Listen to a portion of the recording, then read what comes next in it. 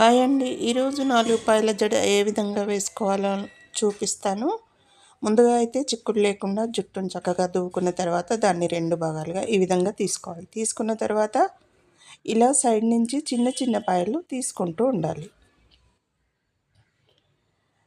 ఇట్లా జడ మొత్తం ఈ 2 పాయల్లోంచే చిన్న చిన్న పాయలు తీసుకుంటూ జడ మొత్తం పూర్తిగా వేసుకోవాలి.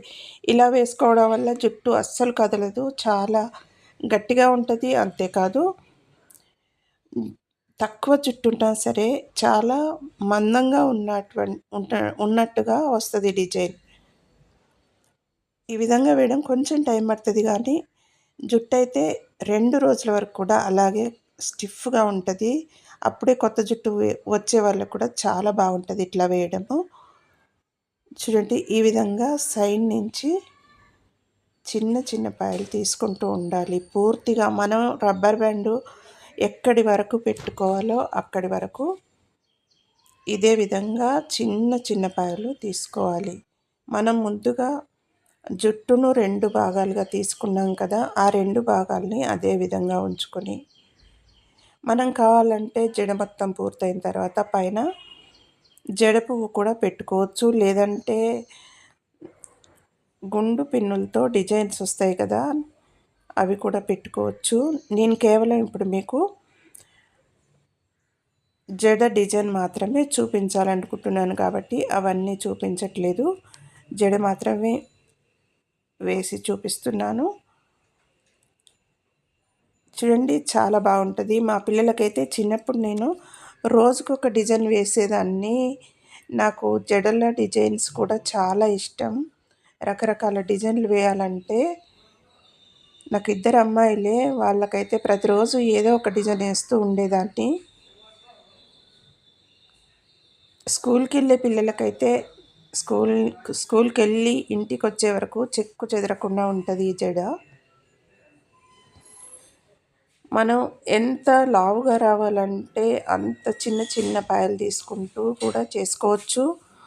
ఇప్పుడు మందంగా ఉన్నటువంటి జుట్టు అయితే ఈ విధంగానే ఉంచుకోవచ్చు. మనకి ఇంకా మందం కావాలి అనిపిస్తే చివర్లో దీన్ని ఇంకొంచెం వెడల్పుగా కూడా చేసుకోవచ్చు.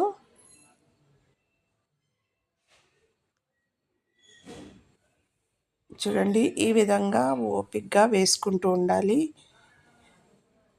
కూకలు రాకుండా మధ్య మధ్యలో ఈ విధంగా దువ్వుకుంటూ వేసుకోవచ్చు. ఎవరికైనా ఈజీగా వేసుకోవచ్చండి ఇది. చిన్నపిల్లలైతే ఊరికనే చెదరగొట్టుకుంటారు కదా, అలాంటి వాళ్ళకు ఇది చాలా బాగుంటుంది.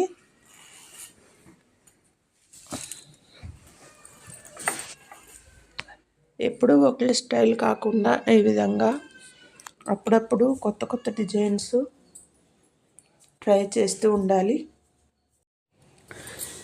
ఈ విధంగా రకరకాల డిజైన్స్తో జడలు వేయడము, వాకిట్లో ముగ్గులు వేయటము నాకు చాలా ఇష్టము. మీకు ఎలాంటి అభిరుచి ఉంది నాతో షేర్ చేసుకోండి. నాకు 2 అమ్మాయిలే కాబట్టి నేను వాళ్ళకు ప్రతిరోజు అంటే స్కూల్ డేస్లో అయితే రకరకాల డిజైన్స్ వేసేదాన్ని. తర్వాత ఇంకా హాలిడేస్లలో చక్కగా వేసేదాన్ని. నాకు ఏ డిజైన్ చూసినా కూడా ఆ డిజైన్ వేయాలని కుతూహలం ఎక్కువ. ఆ విధంగా వేసేదాన్ని. ఇంకా చివరిలో రబ్బర్ బ్యాండ్ పెట్టేసుకుంటున్నాను. చూడండి ఎంత బాగా వచ్చిందో. తలంటు పోసుకున్నప్పుడు ఈ విధంగా వేసుకుంటే ఇంకా బాగుంటుంది, సూపర్గా వస్తుంది. మా పాప ఈ జడను వెడల్పుగా చేసి కూడా చూపించు, ఇంకా మందంగా వస్తుంది కదా, అది కూడా ఎలా చేయాలో చూపించు అని చెప్తోంది. నేను మీకు ఇప్పుడు అది కూడా చూపిస్తాను. ఇంకా రబ్బర్ బ్యాండ్ వేసుకున్నాం కదా, ఈ విధంగా వెడల్పుగా చేసుకోవాలి. ఒక సైడు చేసుకోవచ్చు, లేదా 2 సైడ్లు ఒకేసారి పట్టుకొని చేసుకోవచ్చు. ఒక సైడ్ తర్వాత ఒక సైడు ఆ విధంగా చేసుకోవచ్చు. లేదంటే 2 సైడ్స్ ఒకేసారి చేసుకోవచ్చు. మనం ఇలా వెడల్పుగా చేసుకోవాలి అని అనుకున్నప్పుడు కొద్దిగా జడను లూజ్గా వేసుకోవాలి. మనం ఎంత మందంగా కావాలంటే జడని అంత కొద్దిగా లూజ్‌గా చేసుకుంటే చాలా మందంగా వస్తది. మనం మధ్య మధ్యలో డిజైన్స్ కూడా పెట్టుకోవచ్చు. చాలా బాగుంటదండి ఇది. లేదంటే మనం పైన మాత్రమే ఒక డిజైను జడ పువ్వులుంటాయి కదా! వాటిని పెట్టుకోవచ్చు. చూడండి ఈ విధంగా చేసుకోవాలి.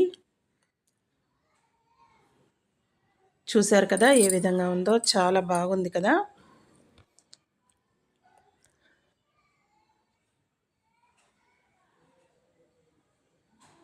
చూడండి